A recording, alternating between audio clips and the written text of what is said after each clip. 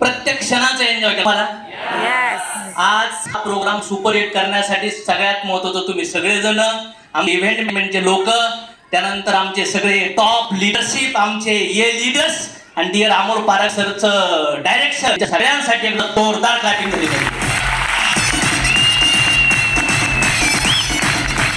त्यानंतर हा programme super hit करू राहिले दीपाली मॅडम आणि गिरीश सर होस्टिंग करतायत. सुंदर, जबरदस्त, काय आले पाहिजे यासाठी. आणि आज कंपनी हातामध्ये एक मोठं विजन मिशन घेऊन सुरू झाली या विचाराने, जो एक छोटंसं बी होतं. असे कंपनीचे business development head mister Sawant sir आणि मिस्टर छगन राठोड सर यांच्यासाठी जोरदार क्लॅपिंग.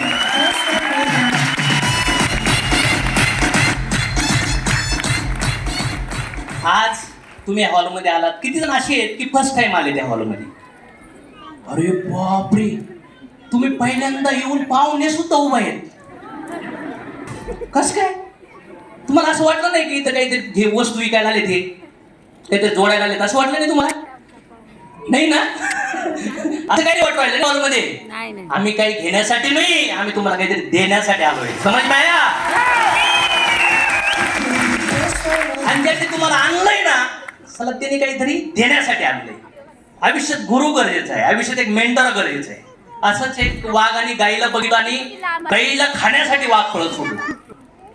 थोडं पळाल्यानंतर गाई एका चिखलात गेली. मोठा तलाव होता, पाणी नव्हतं, त्या चिखलात गेली.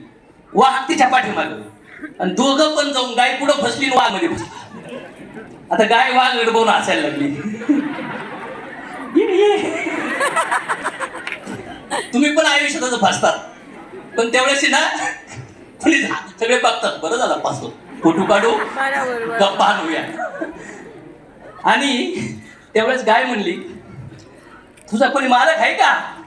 ए बाबड्या, तुझा आयुष्यात कोणी मालक आहे का? तो म्हणला, नाही, आपण राजा आहे. आणि वाघ म्हणला, गाई तुझा?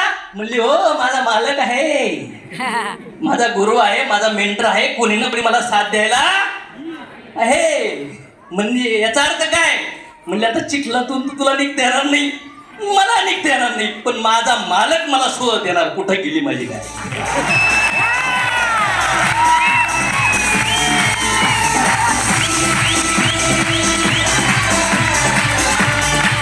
सगळेच बिझनेस मध्ये येऊन येणार, तुम्ही उपकार नाही करू राहिले. तुमचा अपलाईन तुमच्यावर उपकार राहिलाय, कारण की तो त्याच्या परिवाराला वेळ देणार नाही, तुम्हाला सक्सेस करण्यासाठी वेळ देणार नाही.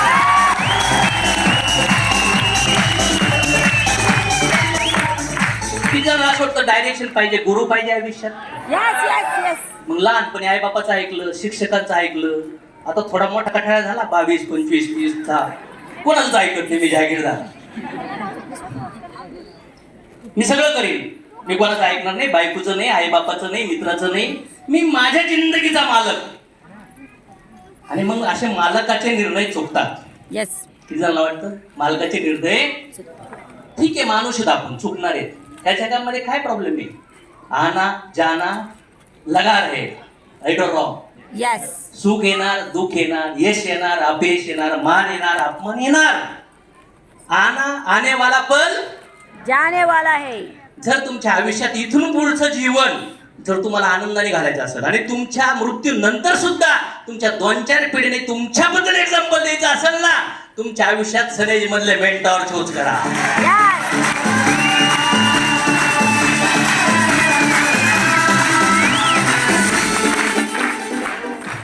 आज या हॉलमध्ये तुम्ही सगळ्यांनी वेळ काढलाय, थँक्यू, धन्यवाद. आज एवढे सगळे माझे प्यारे लिडर्स लोकांनी मला रिस्पेक्ट दिली. पण जेव्हा मी इंडस्ट्रीत आलो तेव्हा माझा जन्म झाला होता साप्राच्या कुटुंबात. शिक्षण घेतलं, 4थी एका गावात, 7वी एका गावात, 10वी एका गावात, मग ग्रॅज्युएशन. मग आता तर लोक तर फार डॉक्टर सर्टिफिकेट देऊ राहिले अमेरिकन युनिव्हर्सिटीच्या. आज मोठे मोठे 200-500 कोटीच्या बिझनेसवाल्या लोकांना आम्ही कन्सल्टिंग करू राहिलो. राईट और रॉंग? हे का झालं? सगळं बिझनेस. असोशिएट आज घरात 4-5 लोक आपलं ऐकत नाही, पोरगा ऐकत नाही, कधी बायको ऐकत नाही, कधी नवरा ऐकत नाही, कधी आईबाप नाही ऐकत नाही. राईट और रॉंग? आज जर बघितलं ह्या बिझनेस मध्ये जेव्हा मी आलो होतो तेव्हा एक छोटस बी होतं. मी पण जॉब केला, मी धंदे टाकले, मी फेल झालो, मी उठलो, मी पडलो, उठलो पडलो. ज्यावेळेस माझ्यासमोर हा बिझनेस आला तेव्हा मला हा बिझनेस न करण्यासाठी 18 कारण होती. 18 कारण. कारण की हा बिझनेस